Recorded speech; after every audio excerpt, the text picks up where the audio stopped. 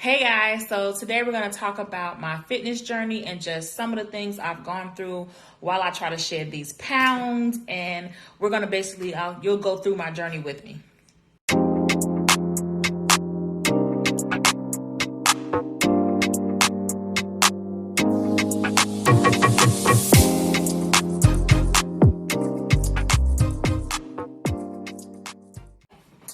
Hello, thank you for tuning in to Nia's Perspectives.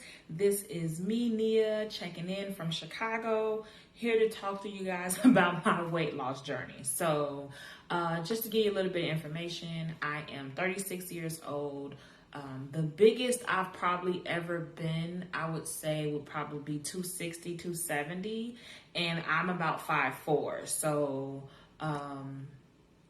and if that's what you want to be, I want to first let me give you this disclaimer so y'all don't come for me. If you are happy with your weight and you are happy with how you look, then kudos to you. This video is for people who are not happy with how they look. And just because I'm not happy with how I look, I'm not saying that my self-esteem is low. I'm not saying that I don't think highly of myself, but I made a personal goal that I want to be healthy, and I've made this goal for years and I've never accomplished it. So I came on here to kind of show and share some of my ups and downs and some of the different parts about my fitness journey. So with that being said, so like I say, my biggest I probably was, I'm going to say it was a problem. Like I say, 260. I started working as a mail carrier in 2007, and I worked for the post office about 8.5 years. So I started there in 2007. When I first started there, that's when I was 260, and I lost probably about 60 pounds within about the first 4 months, 3 to 4 months, because I was working all day, working crazy hours, but I was never eating or never taking a lunch or never taking a break because I had to learn the job.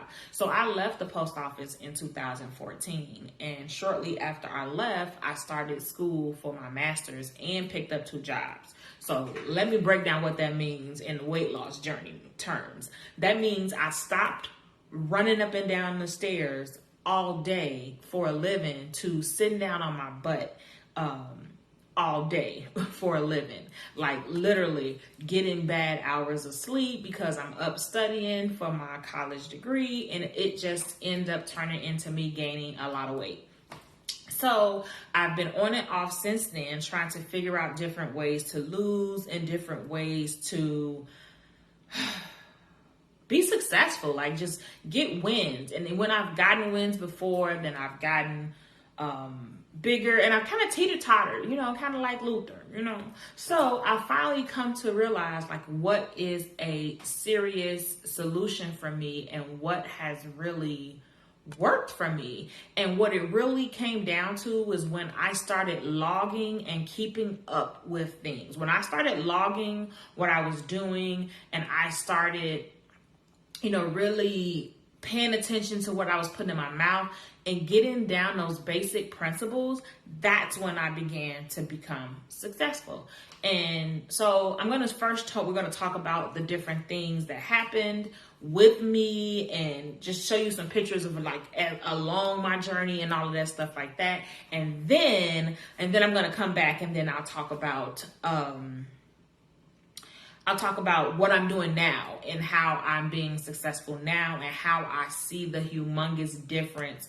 And it's phenomenal. But I know there's a lot of other people that share this journey with me, so I figured it was a good idea to come on, because normally I talk about money and I talk about personal finance, but I always say that the personal finance journey and the fitness journey, they're similar. You have to be consistent and keep them going.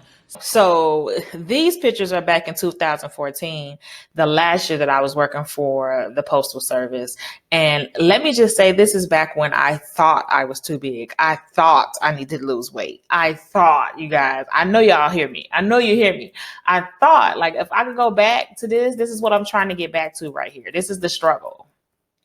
I thought I thought I needed to lose a lot of weight. And looking at it now, that waist, I'm trying to get that waist back, you know. I mean, I'm not trying to get super skinny. I've never been super skinny except when I was a child, but I want to get to a certain level that I would be pleased with. So bam, 2017, graduated with my master's in January and needed to get headshots because I wanted to get out and start my business. Bam, look at those cheeks right there. Look at them cheeks. Yes, yes, no, I think I look good. I love the pink. I had my little pinstripe suit on with the pink matching the stripes and the pinstripe. You know, I couldn't tell me nothing. But those cheeks, those cheeks undeniable though. So bam, this is last year in Cuba. Me and my friends decided to wear yellow. And of course, I bought this dress online and I'm like, oh, it's cute. Oh, it has rouging. It'll hide. Got to Cuba and no, it did not hide. And no, ladies, I did not try it on before I went, which is what I should have did, but I did not. So shame on me. And then this is me in September in Jamaica with my other friend. And see, you see this right here? That's the result of your chest getting bigger, but you kind of in denial. So you keep the same bra, but you really probably need to get a bigger bra. That's what that is right there. So these are the kind of things that made me say like, okay, you see that? Them cheeks, those cheeks, boy, you can see it all on my face. So I decided like, okay, something got to give. Something got to give. So last year, I'm going to say probably about October, when I got back from Jamaica, I was like, okay, because I look back at these pictures from the vacations and I'm like, okay, yo, it's time to get this done. You've had this goal for years. You've accomplished every other goal, but this one in learning Spanish. So I took to the gym and I started going to the gym faithfully. And these are my pictures of me consistently working out. You see the sweat, and then I'm not a big sweater. So if you see I got sweat on my face, that means I worked hard that day. That's what that means right there. So, get off my butt. And for the first month, I really kind of focused on working out because when I try to do both at the same time, a lot of times I fall off and I end up binging. So I kind of focused on working out first, even though I know stomachs are made in the kitchen and all of that, but I couldn't handle all of it at the same time. And I want this to be something that's permanent that I maintain. So I started working out, but I didn't see as much of a difference. Like you can see my face got smaller. That you can see. My face is starting to thin. So you can kind of see that in them. But when I really start to see results is when I start working on my eating. So this is me at Carnival. So I go to Carnival in Trinidad every year. We'll see if we have Carnival next year. You know, we'll see what COVID talking about. But you can kind of see the difference in my body. You can see it in my face. You can see it in my legs. You can see it. And, you know, I don't know. I don't know if you can see the aura in the pictures. I just feel better. So I took it and I did that. I mean, and even now you can look in this picture and you can see the fact that you can see, you know, the neck, you can see like very defined face, like it's working. And what I really realized it broke down to, I know my personal trainer has said this 57,000 times, but it broke down to me watching what I put into my body and watching what I burn. So a lot of us have Fitbits and Google Health and Samsung Health and iPhones and iWatches, and they have all these health features on it. And what he really had me do was look and see how much I burn every day. Look at how much I burn. What is my average amount of calories that I burn based on my normal activity? And then just make sure I eat 500 less calories than that. Okay. That right there is going to add up to 1 pound a week, which a healthy weight loss is 1 to 2 pounds. Now, let me just say, I am not a certified fitness professional or nutritionist or anything like that. These are just the basics. And I'm just sharing with you my journey and what I did and how I'm still doing it and I'm still going. And as you see my videos, trust me, you're going to see my face slim because I'm on it this time. But tracking what I eat to make sure I know that I'm eating 500 less than what I burn. So let's just say I have a day that I didn't work out at all, but I still burned 3,000 calories that day because maybe I took the train or I went for a walk or something like that, but I didn't do like any actual workout. Okay, well, I still burned 3,000 calories, so I need to make sure I ate 2,500 that day or less. You see what I'm saying? They say the regular diet that most things are based on is 2,000 calorie diet. So if you burn 3,000 and you only eat 2,000, and I think that's based on, because if you had a sedentary position, you just did your regular things, I think you burn about 2,000 calories. So I think that's why. But let me show y'all what I did. So this is just my proof I just got from Amazon. I created a fitness journal. Like you see, it says not for resale. So yes, this is my proof. It's called Reclaiming My Waist. And I have I have 4 other designs. I even have one for the guys. But I put in here all the things that I wanted, that I felt like I needed, just to kind of keep myself together. So like a fitness calendar, and I pretty much use that to mark off when I work out, so I can keep track of what days I know I worked out. If you're taking any supplements or vitamins, you can log those too. Body measurements, and I mean like full body measurements, and it gives you where you should measure yourself, so you can keep track of before and after. And this is a 90-day journal, so this will be the beginning of the month, the end of the month, and then you go to the next one. Weight tracker, so you can log your weight, date, time, all of that. Then it has, if you're doing a 30-day challenge, you can list every day what you did as part of the challenge. And then this is for you to plan out your meals for the week, because meal prepping kind of helps you when you're out and about and you have like a healthy snack. Maybe you carry an apple or grapefruit with you in the car, so you don't stop by Wendy's or Chick-fil-A. You know, I'm not talking about me. I'm saying y'all. If y'all don't stop by Chick-fil-A, because you know.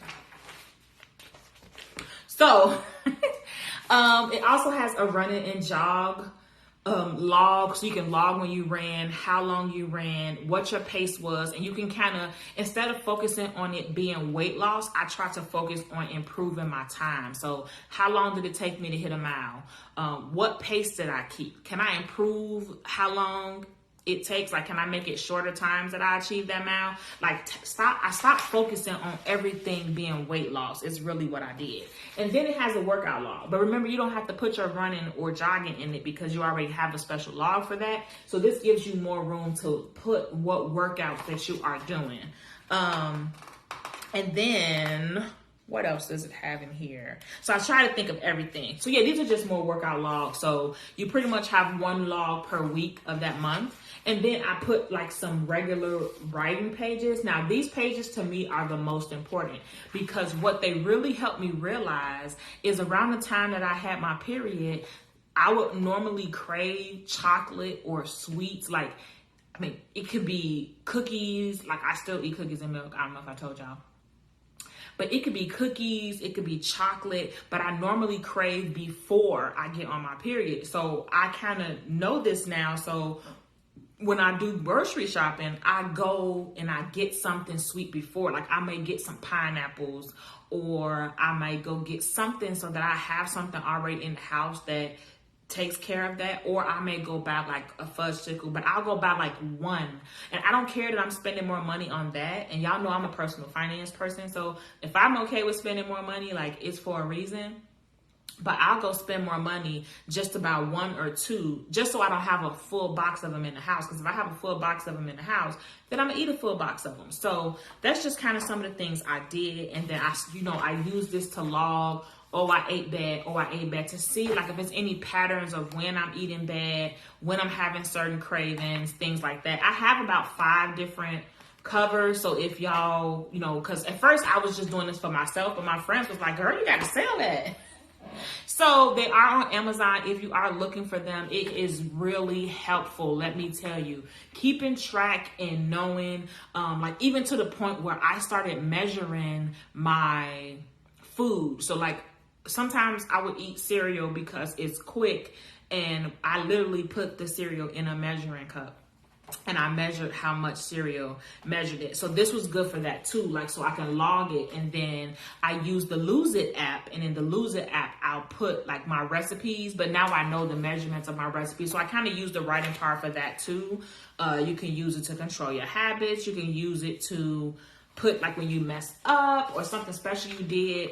And I just think logging is important, because when I eat sweets, like, I may eat something sweet or eat some sweet cereal for breakfast, and then eat some sweets before my lunch, but then by the end of the day, I forgot that I ate that. So it's really important to log those things. So I think this video is long enough. If you have other tips that you have, please definitely put them down in the comment. Don't forget, share, like, and subscribe. So I will see you all next time at Nia's Perspectives.